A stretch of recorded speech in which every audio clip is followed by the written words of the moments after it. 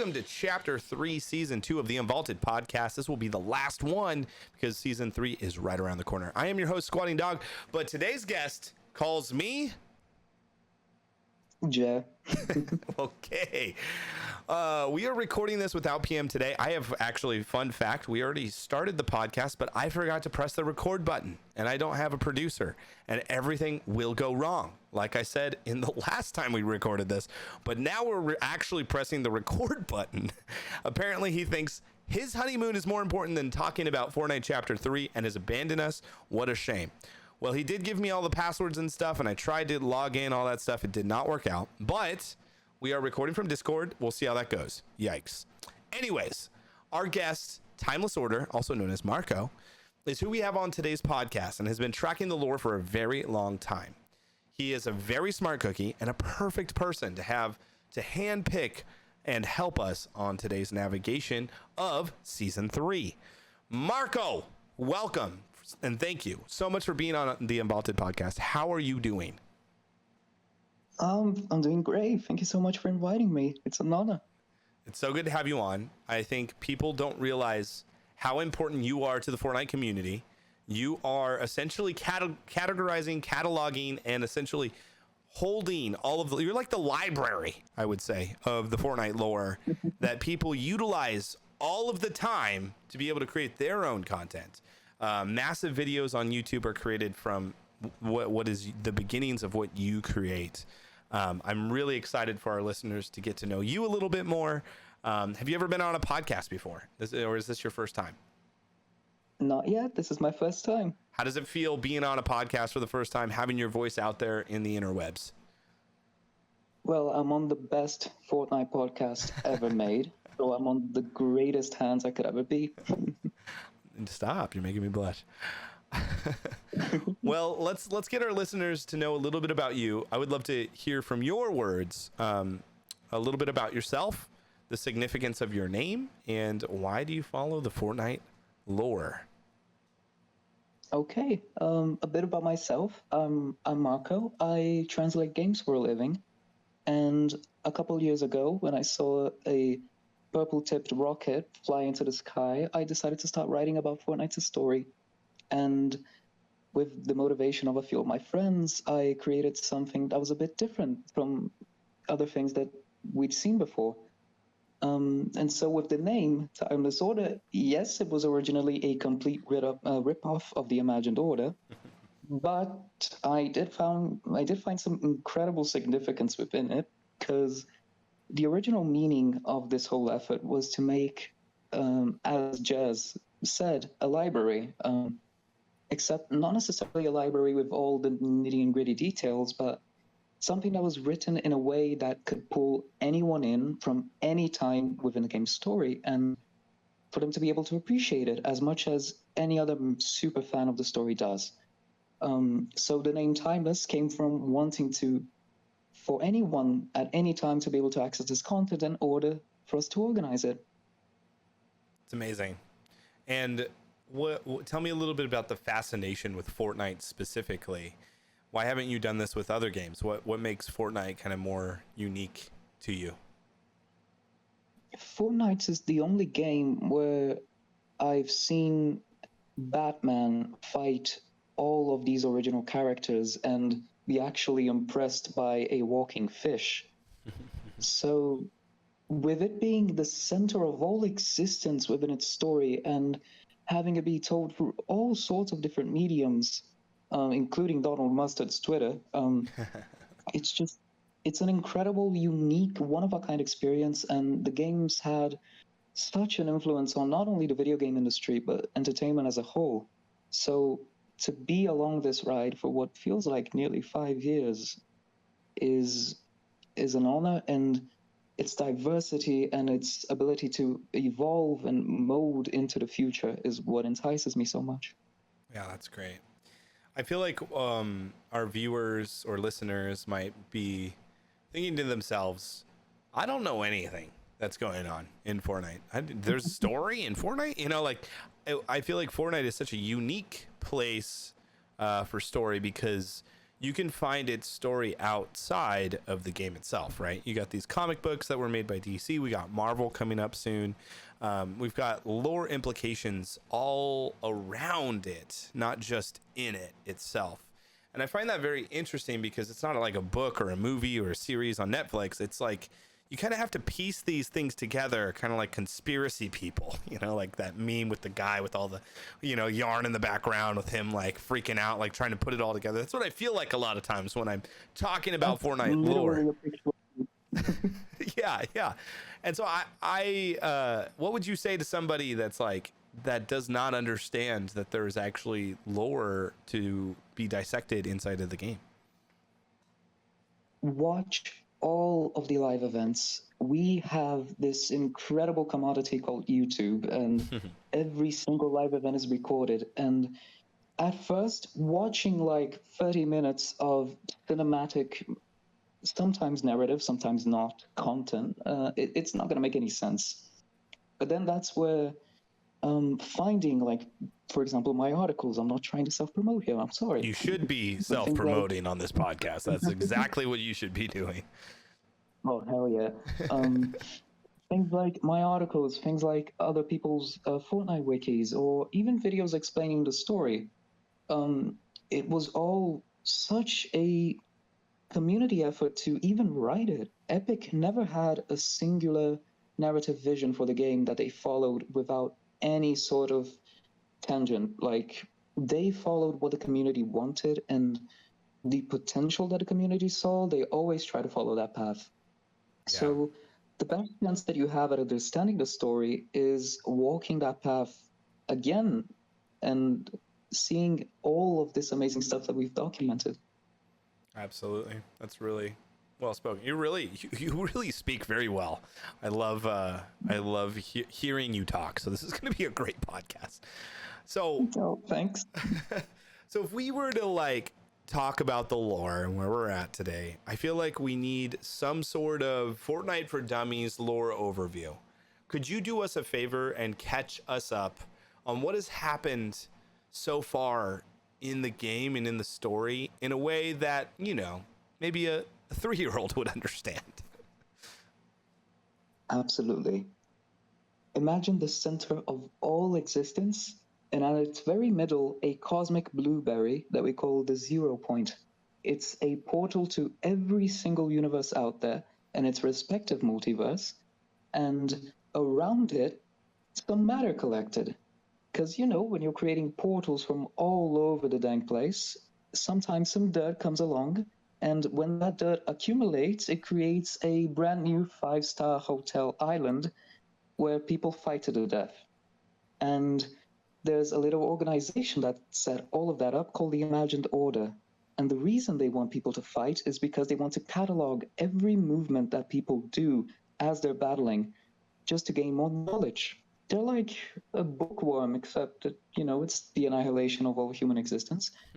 And then these 7 tall, handsome people led by the incredible Dwayne "The Rock" Johnson, called, well, the 7, came along and said that they didn't want to see this happen anymore.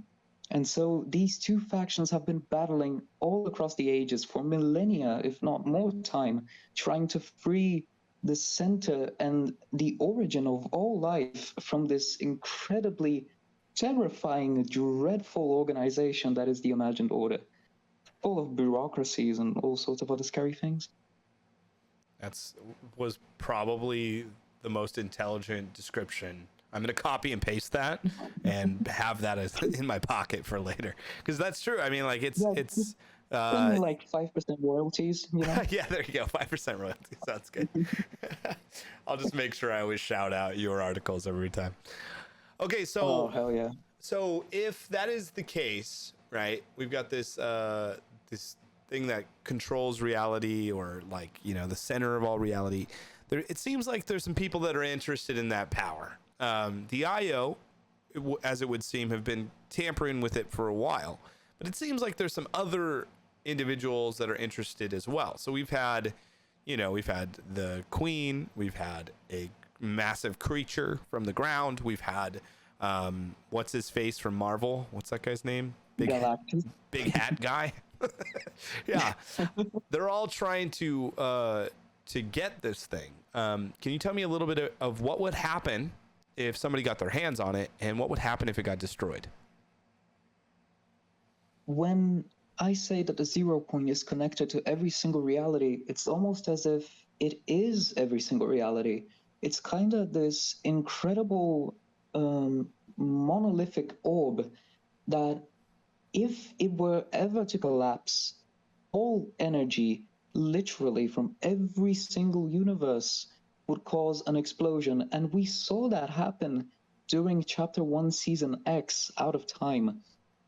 If not for the scientist, who's the most handsome member of all the seven, voiced by the delightful Joel McHale, we would be dead.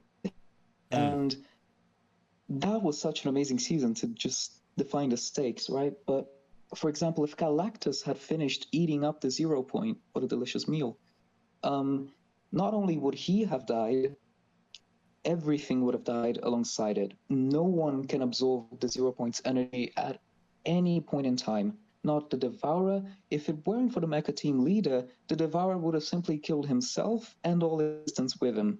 So this is why protecting it is so important. This is why we have some of the finest minds in all existence trying to protect it. It's because it means everything. Yeah, that's great. Okay, so we've got this really cool, and I think if it blew up, we probably wouldn't have Fortnite anymore. Which, if you like Fortnite, then you probably. That's the worst part, honestly. It's probably the biggest problem if it breaks. It's like you will have the black hole for the rest of your life. Okay, so we have our character Jones, right? And he works for the IO and kind of like awakens to how the IO have been doing things through his practices. Every time Jones goes into the 0 point, what happens? I think we want to talk about a little bit of like what these snapshots are, or what these why there's like variations of the same person. Could you explain a little bit of what that looks like? Yeah, of course. The IO, being the bookworms that they are, they know that they can't hold all of existence within the same place at the same exact time. It's why there's 100 players in the loop. They can't be every single sentient being to ever exist being cataloged, analyzed, and examined at the same time. So what the IO does is, when anyone is looped, right? So when they come across the island, and if there's any loop happening, you gotta wait for that one to end, and then you're looped. And then for those 22 minutes, they make a copy of that person in every single way, their mind, their body. And that quote unquote person continues to live even beyond the original person's status. So if someone, for example, as lucky as Batman was to find the 0 point and escape from the island, right? His snapshot would stay behind and he would evolve, and as we saw in the comics, he created this badass armor beyond anything we saw Batman Zero do. So snapshots are just a way for Epic to keep a bookmark on the Book of Life, if that makes sense. So we can add more item shop cosmetics to our locker bundles. Exactly, and they look fantastic. Yeah. Okay, cool. So to get us to where we are today, I think we have to talk about Batman, which if you're not a DC fan, too bad. It's really important to talk about why Batman's important in the storyline of Fortnite. Could you explain to me what the comics did, what the comics helped us understand of what's going on in the game?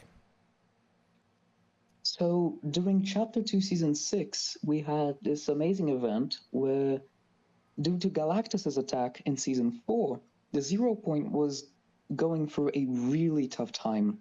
The Foundation tried to save the 0 point by trying to stabilize it, holding every single universe in place with his bare hands. And then he created a Tower of Stone to seal the 0 point and to ensure that it could realign, heal, be itself again. However, the imagined order, as this Tower of Stone was created, it cut off any access the IO had to the 0 point, basically rendering their mission nearly useless. So what the IO had in mind was to bring the greatest detective to ever exist across all existence, to try and solve the whole mystery of the island. Because if the greatest detective can do the things he does, he's definitely going to find a zero point, and he's definitely going to find a way to escape the island. So that was their plan. And they put Batman in there. They put his sometimes wife, sometimes just partner in crime, Catwoman. And the both of them ended up finding the zero point, and as a consequence, freeing the zero point to the IO again. And that was the whole purpose of comics, and that was the whole idea that Epic had, because they needed something to free the zero point to keep the story going. And what better character to place than the world's greatest detective? Yep, that's great. And then we also have the loop itself, which to people that are playing the game is 22 minutes of gameplay.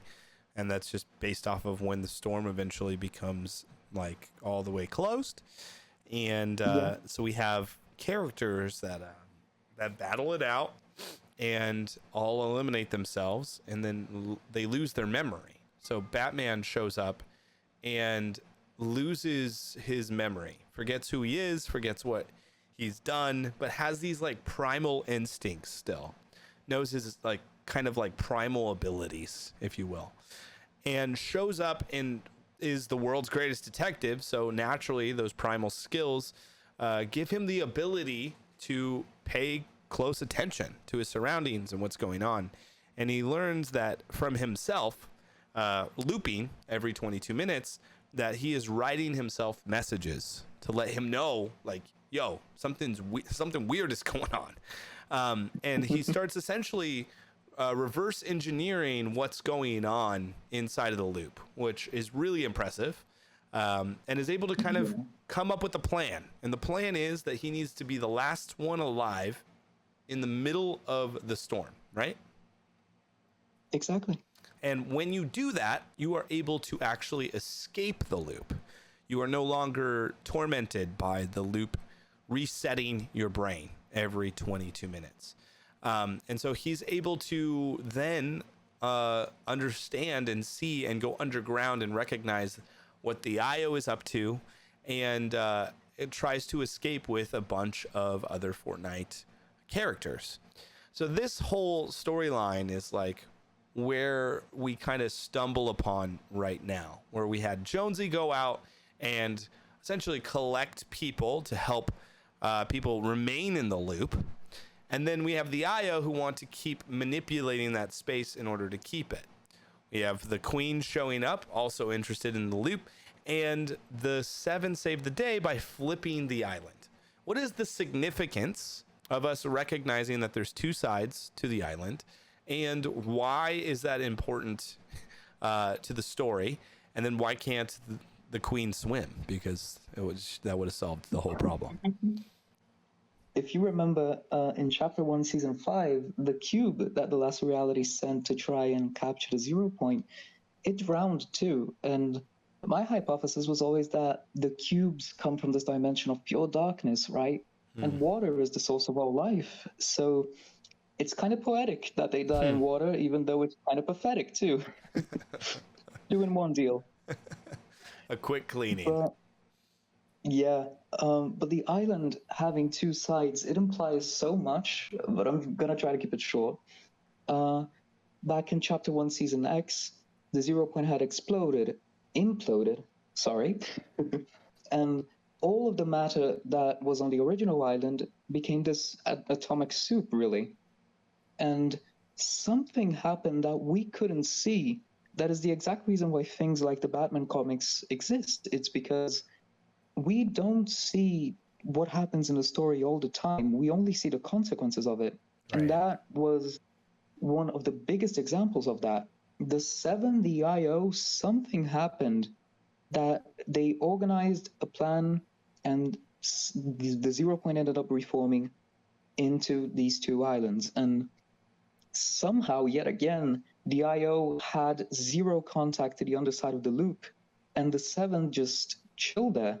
They even ended up getting loopers and helping them and saving them and creating like this kind of not really utopian civilization, but just a really nice place to live outside of the gunfire.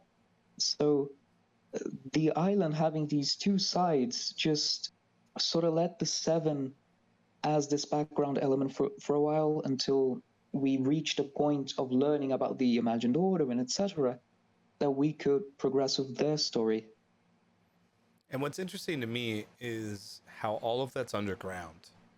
I feel like we talked about this in a previous podcast of like the ability to escape the loop seems like it's linked to being underneath the island or like away from the storm or something.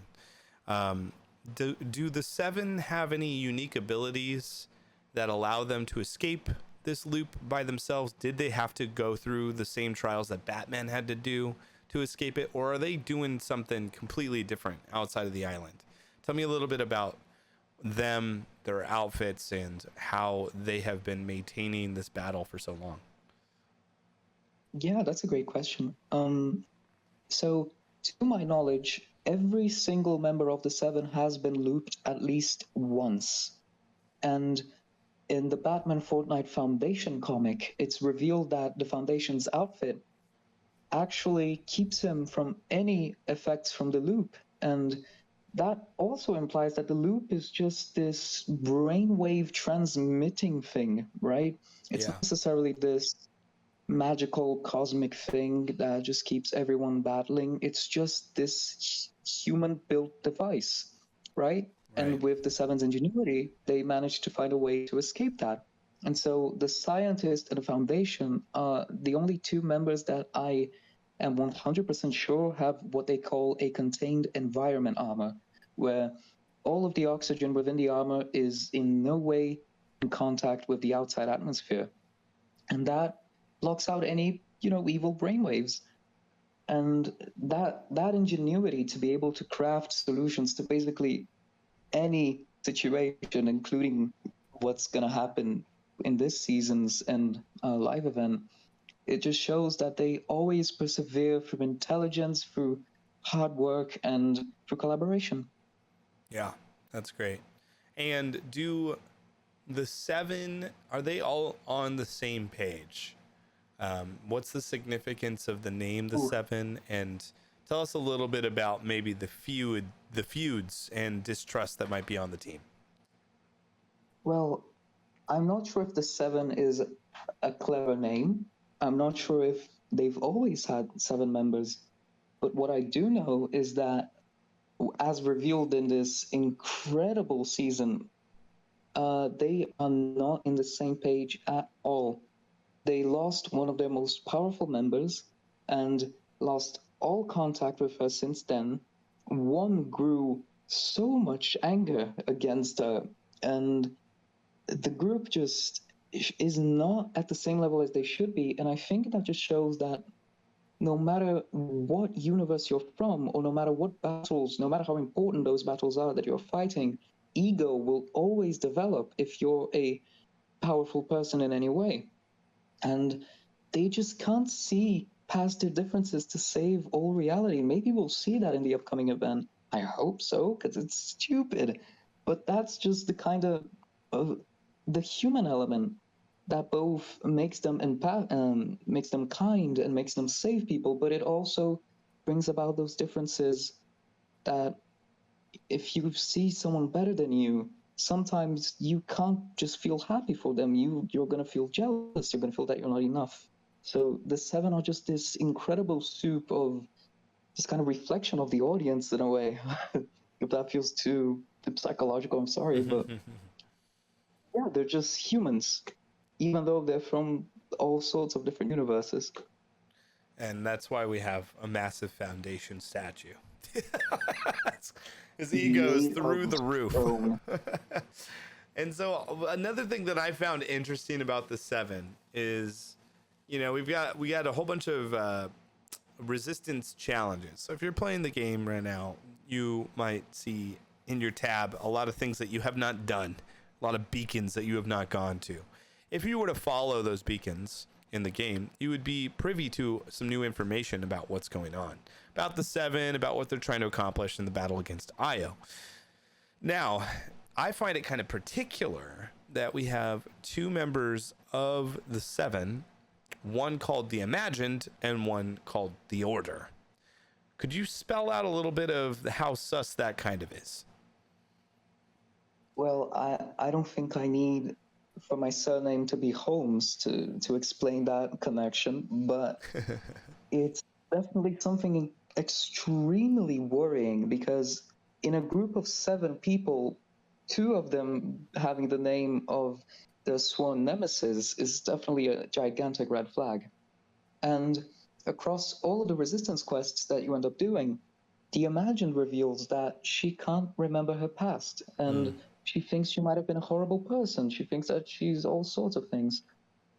And that plays directly to her believing in the paradigm and not believing in any of the distrust that the team has against the paradigm. It's that she's fighting her own mission to prove that she's there right now to fight their battles in the present, and that's what matters because everything's at stake. So the Imagined goes through this incredible journey, and then the first time that I'm going to be in any way mean to Epic in this podcast, the Order is dropped out of actual nowhere. I'm busy watching Doctor Strange 2, and I get tons of notifications on my phone because I love the Order, actually. Just the outfit itself, not the character. There isn't any character yet. But I love the color of the outfit and how aggressive her visor is, and that she's a spy. According to all the text and the loading screens that she came with, she was a spy within the Imagined Order, and she's the one got all the You're breaking out a little bit, Marco. You're breaking up a little bit. What? I'm sorry. No, you're fine. Is it back now? Maybe leave the call and jump back in, and we'll see if we can. Okay, I'm gonna try.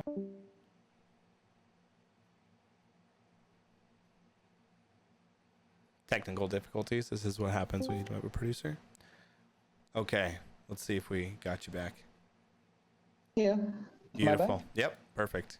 Keep going. Okay. Are we gonna say cut? Cut? Yeah, exactly. Oh, perfect. Oh, nice. So we have this member that's randomly dropped the Order, and all of the text that's with her is reveals that she was a spy for the Seven within the Imagined Order, and that she gathered most information that we have on the Collider, which is the IO's super weapon against the Loop, and that she was just doing all of this infiltration work. But that's their justification for her appearing out of nowhere, while the Imagined goes through this incredible journey of self-discovery. So we have one person that spent a lot of time on the Imagined Order, the one thing that her and her sister's name alludes to, and one that's kind of regenerating and disconnecting from that weight of an unknown past. So whatever happens to them, I feel like it's not going to be if they betray us, for example, right? If it comes to the worst option imaginable, I feel like there's going to be at least some internal conflict between the two of them. One might want to push to one side and the other might want to push to the other. Yeah. But in the end, those names are just really freaky, really on the nose. But I don't mind it, honestly. Yeah, it makes you kind of like want to pay attention to them just a little bit. And based off of what I've recognized from the Batman comics is there seems to be a device that can wipe people's brains that the IO may be in charge of. So the fact that she has lost her memories is really sus as to maybe implying that the IO might be the reason why that's happened. And and I forgot the most important part. In the quests, spoilers, just put hands on your ears for 10 seconds. In the quest, it's revealed that the IO's leader, Geno, is the one erasing the Imagine's files from the system and her sisters. Yep. So wherever these two were from, they have beef with the leader of the IO itself. And if you're listening, that's Geno. Geno. Yeah, Geno. Geno is whatever. Geno is essentially Sloane's boss. So if you dislike Sloane, you might even dislike Geno even more. He's the one that's and apparently based off of the text is they don't ever do that. They never erase any information about anything. And so the fact that Geno is doing that is really, really sus. So that brings us to where we are now. We have two factions fighting for the 0 point once again. We have the 7 who have pushed the IO back pretty significantly, although the IO is able to make really incredible bases and Eiffel Towers in seconds. But they have built up this massive tower in the middle of the map. So if you're playing, that's called the Collider. It's in the middle of the map. Every once in a while, it'll pulsate and shoot a blast up into the sky and shoot a blast into the ground.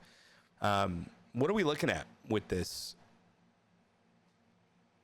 Well, the quests, last week's quest, actually, week 10, we go to steal the keys of the Collider, which one of those keys is actually shown in the Order's loading screen, with Sloane handing it to Gunnar, who's the imagined Order's lead enforcer, right? So he's the muscles on the island. Yeah. And these two keys, as any scary, big, world-ending device has, these two keys activate this energy beacon, where we learned from a holo table, stealing the IO's plans with a member of the 7, that the Collider's plan is to erase every single thing in the loop in a second. And you might say, that's a great idea, right? Because the loop isn't, this terrible thing when people go home. When you're freed from the loop, if you don't have access to the 0 point, you are stranded on the island. Right. Meaning there's God knows how many people genuinely living on the island. Kind of like homeless people, essentially. Like you're just stuck there. Kind of, exactly. Yeah. So they're all going to die if the Collider isn't stopped. Right. And so then, okay, so here's where I get like a little sussed out about what's going to happen. We know, we now know there's a moon somewhere, right? We have this loading screen now where the mech is being reconstructed, and it is known that the Paradigm / Singularity, who has piloted the previous mech that fought the Devourer in Chapter 1, she flew off into the sky. She didn't just fly anywhere. She flew onto the moon. And this moon is a 7 base, a Paradigm base, some sort of base that's been operating on the moon. That's where the 7 are like, where did she go? She's hanging out up in space somewhere. She has been creating and reconstructing this massive mech to come back. Now, here's my thing with mechs, okay? This is where I get into speculation, right? Mechs, the mech in Fortnite is inspired by Power Rangers. It's morphin time. You have 5 people in spandex fighting putties, and when monsters get too big, they go, oh shoot, I'm just a little Power Ranger. I need to have a mech. So they have like little mechs that they get into, think like motorcycle or think like jet or plane or whatever. And then when the monster gets even bigger, they're like, oh shoot, we got to put these suckers together to make a super mech. So typically speaking, in history, whether that be Transformers or whatever, mechs are built big because they fight big creatures. My sus thing about what's happening with the Collider is that it's just the Eiffel Tower. You wouldn't call the Power Rangers mech over to like knock over the tower. We are going to have something go wrong, because why else would we have a massive mech showing up onto the island if there wasn't a threat that we cannot see right now? Would you agree with this? Do you think there's any evidence that we might have a Devourer 2.0, maybe a Colombo enslaved fight that might go on here? Exactly. When Singularity defeated the Devourer back in Chapter 1, the Devourer skeleton stayed on the ground. And now that we've gotten back to where that island once was, that skeleton's still there. And one thing that the mecha also still has missiles on every corner of the entire thing. So why, for a tower of metal that sure is going to shoot up a killer beam into the sky and possibly do tons of damage, why just for a simple tower do you have all these sorts of missiles and genuinely effective weapons, right? It's either the Seven possibly preparing for like a final showdown 2.0, or they just really dislike the Eiffel Tower. It's one of those options. Totally. Okay, so now let's dive into speculation. We don't know what's happening in season 3. There are leaks out there that we will get into and specify when we get into the leak section. So what we're going to do now is we're going to go into, a little bit of speculation. So if you're listening, you're still safe. This is me and Marco's guesses, stabs at what potentially could happen. But when we go into leaks, we'll let you know. So if you're like, hey, I don't do leaks, get me the heck out of here, we will let you know when that happens. So Marco, give me your speculations of what maybe the event will look like, what we might see in season 3, based off of what we know in the story, what we know in the lore, what Fortnite themselves have told us. This season is described as the ultimate battle for the 0 point, and that the 0 point's fate is going to be decided. That's a lot of scary big words to be thrown around, unless, if your event isn't going to live up to those words, why say it? So I think with the comics having, I believe, 5 issues, all leading up to August, so it's a monthly release, with these comics leading up to like the end of season 3 and even the start of season 4, right? This war probably isn't going to end with this event. The tower is probably going to be taken down, but whatever catastrophe happens with the power that's, might be released from that tower, I don't think the mecha is going to be able to contain it. I think that's when the paradigm will probably come back to save the day. And honestly, I'm kind of hopeful that the ice moon might crash on the island to maybe contain some of that power that the tower releases. I'm not a scientist. I'm sure that will cause some sort of, catastrophe of the icebergs on the island, make it just like our planet. But I really want there to be this colossal, amazing thing like we just had on season 8 with the island flipping, right? Yeah. I want some incredible events scored by the incredible Phil Boucher, who does all sorts of amazing soundtracks for the events. Yeah, that's great. So here's what I got. That'd be cool if the moon straight up collided into the map. That'd be pretty gnarly. The collision. See? I'm right. Yeah, collider. So where I was going with collider, I was thinking to myself, like, there's 2 sides to the island.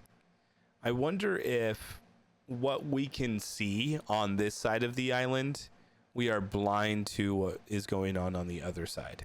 We know the IO drilled through to get from one side to the other, right? Like they did a whole bunch of that stuff. I'm wondering if Sloan maybe utilized the Queen's cube thing that might have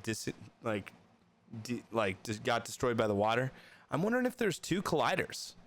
What if there's one on top and on bottom on both islands, where when they go off, it's stretching or messing, tampering with the 0 point itself from both sides? Because when it pulsates, it goes up into the sky, but it also goes down. And so I'm wondering what if they have like 2 setups going on, and the collision or the collider is essentially connected to another one. So we might come in with our mech, and kick butt, and then we see from the perspective of the other side, and we're like, oh shoot, like dun dun dun, like maybe there's a bunch of like, if we do know that we will be piloting this thing, right, for the event. So you get to put on your spandex with 3 other individuals, and we're going to pilot this mech together, shooting rockets, all sorts of stuff. Well, my question is, what would we shoot at? the Eiffel Tower, some IO guards, maybe some, I don't know, some tanks. It just feels like there isn't much things to shoot at, and the IO doesn't have a crazy amount of horses. Maybe we get Devourer babies or something crawling out of the cracks of the ground that the collider opens that cause lots of creatures that we need to shoot at because we're being overwhelmed by the amount of those things. I'm wondering if it might be something along those lines. That'd be so interesting, actually. I love the baby devourers idea. It could be like that scene from the American Godzilla, the stadium one. Yeah, like all these eggs opening or something. Yeah. And also, I'm really sorry, but the idea of two colliders just made me think of the mech going up to the island and spinning it like a top.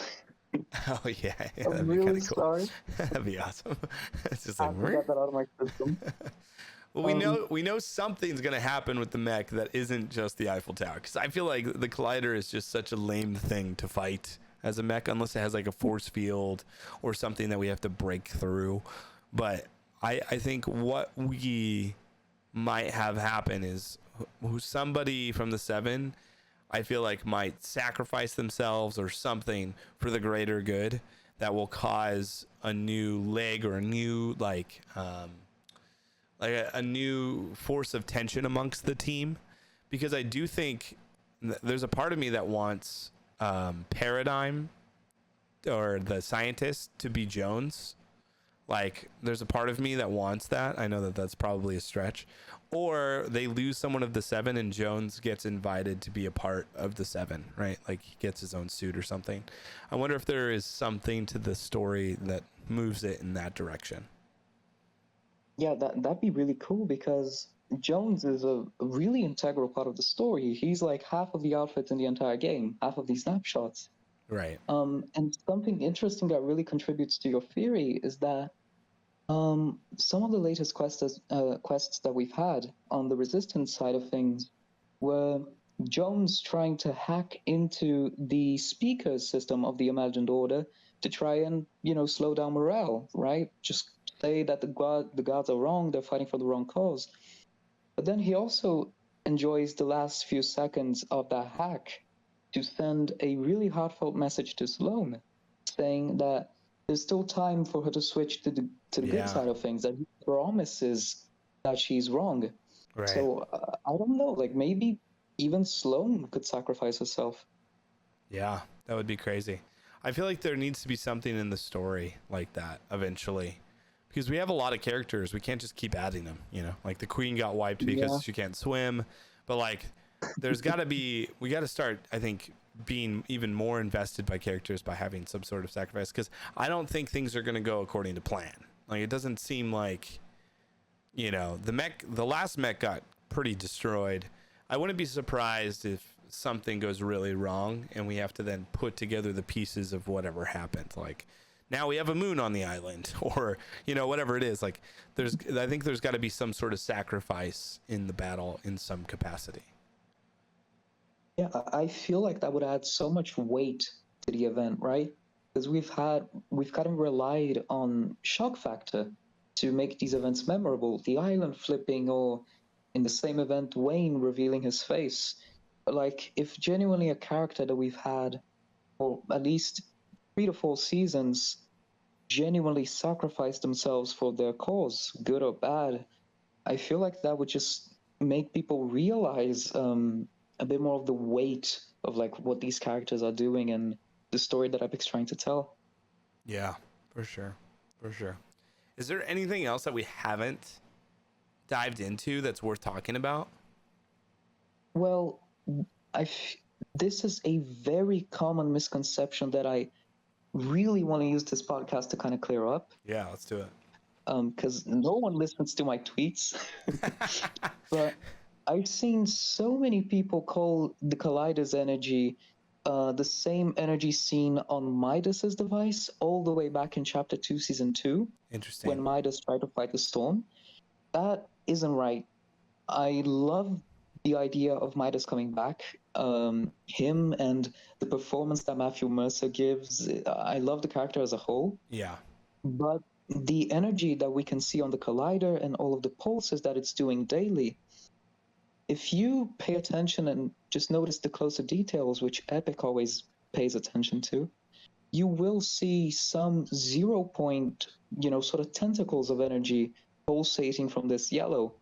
And that kind of implies that it's 0 point energies or processed in some way or just altered to fit the device's needs. But it's definitely no golden touch related thing at all. This is far more powerful than just trying to push the storm. Yeah, right. And I also am curious because, like, Midas has a bunch of snapshots as well. And he was able, like, Batman, when he was looping, only made a little shack off in the distance. Midas made, like, a whole freaking, like, mansion slash, like, team slash, like, he really knew what he was doing. So Yeah. I think the Midas Rex outfit could be his version of maybe the Foundations, where he was able to put that on and be unaffected by the loop to keep working on a device that could push back the storm. I think he has his own lore implications that I really wish that they would expand on. And as a whole, I mean, I've talked about this on my stream a lot, but I feel like when you dive into even their crew packs, I feel like crew is a really cool way for Epic to create some sort of actual connection with the characters, like a storyline. We got like Midas's, shadow hunters or whatever he calls them, with the three of them for the last 3 months or whatever. But I do feel like they could do a lot more with the crew pack and have lore implications of those outfits, because I think they need to do something like that for it to be more valuable or set itself apart from any outfit that just stumbles its way into the item shop. Exactly.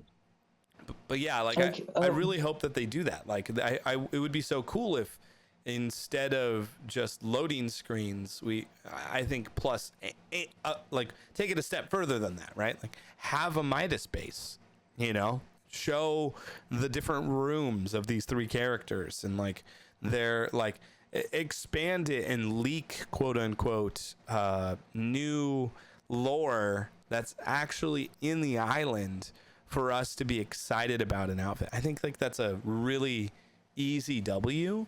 I don't know how much that takes technically in terms of like actually having that happen, but they have like gnomes moving, they have the rock family moving, they do stuff like that.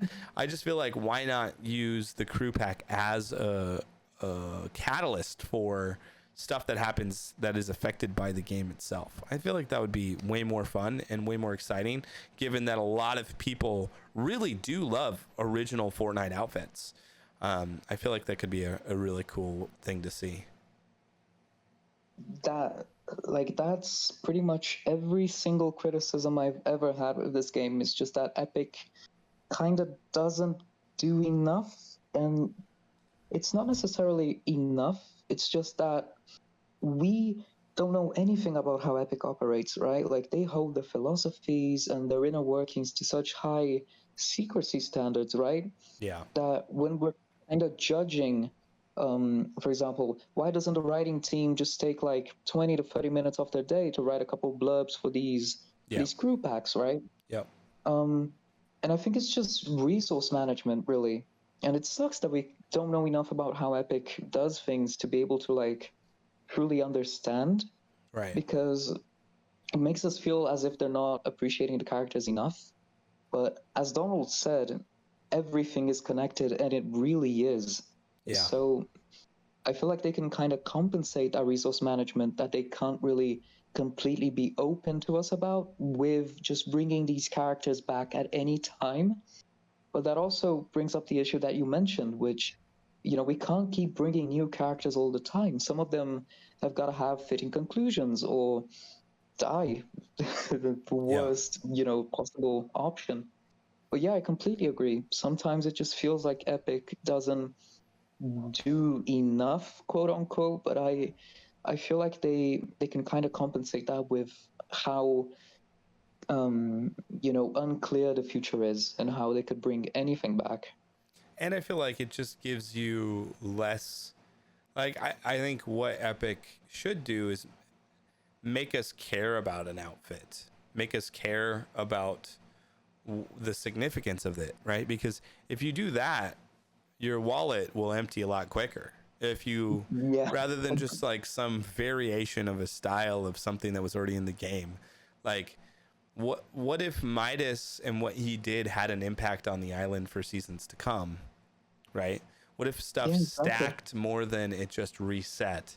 Chapter 2, my biggest like critique was that we have the same map from the beginning to the end, like very little change of what the impact. If the map is the centerpiece in the story, what changed really? You know, like I feel like they missed their mark in chapter 2, in my opinion, if that is the case. And so if the map is the main character and all these other ones are side characters, what impact do they have on the island? And why does it always seem to reset after a new season? Because it's like, okay, now aliens. It's like, okay, as from a lore perspective, it's very random. And I think that's where the story, and I think that's why we come to where we come. For a majority of people that listen to this podcast are like hoping to piece things together. A majority of us are like, what? You know, like what is happening? Oh, okay, predators in the game? Like how, you know, like why? Or like it just kind of like, because the 0 point can just bring in other realities at any given moment, it can be a lazy display of lore in some capacity, where it's just like, oh yep, he just was zeroed in. Like, okay, cool. Is that going to be literally the storyline for everything moving forward? I hope not. I hope like that's not the case, because I think we can do better than that. But at the same time, it's a really nice thing to have all of the like the metaverse come into Fortnite in this way. So that's my biggest, I think, critique from a lore perspective of Fortnite is I think we would pay for more things if it had more significance of the game, right? So yeah, those few things. Yeah, I completely agree with like everything you just said, and like it's really cool to be able to fight Predator as Batman and then have the Flash with a sniper on the roof, Yeah, and Superman flying in. Can you notice I'm a DC fan? totally. But like it's a double-edged blade when we like seeing all of our favorite characters and we like battling with all of our favorite characters and dancing, and then also having the 0 point be this kind of just catch-22 plot device, Right. like this holy grail at the same time as it is just this infinite weapon toolbox that Epic can manipulate at any time and turn into anything they want. So I kind of hope that when Epic truly reaches like their whole metaverse idea, right, when things get a bit more stable, maybe they'll find better ways of explaining collabs, not at the expense of having such a basic overused plot device. I'm sorry, 0 point, you're my favorite cosmic blueberry.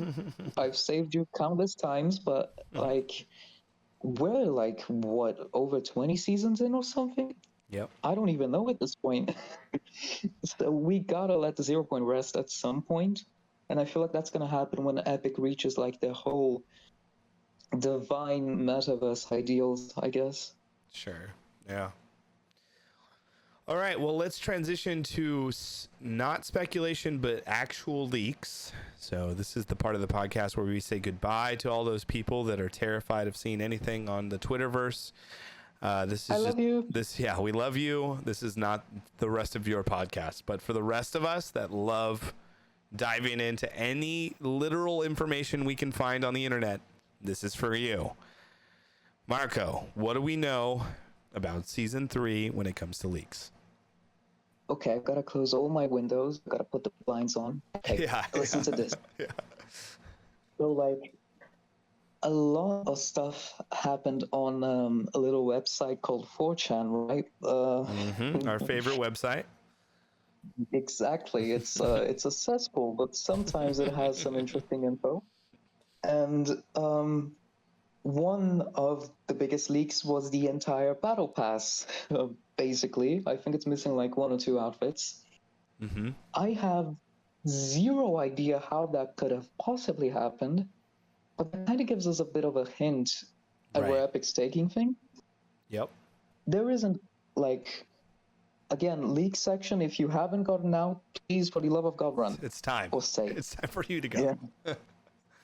Like, there isn't a single necessarily completely storyline oriented character in the battle pass Yep. for next season. Yep. Because this season we had the Origin, the Imagine, but next season we have Darth Vader, and an anime person, and someone whose hairstyle is exactly like my favorite singer, Dua Lipa. So, like, there's this variety of things, right? And our boy it's not that I'm Indiana not excited. Jones.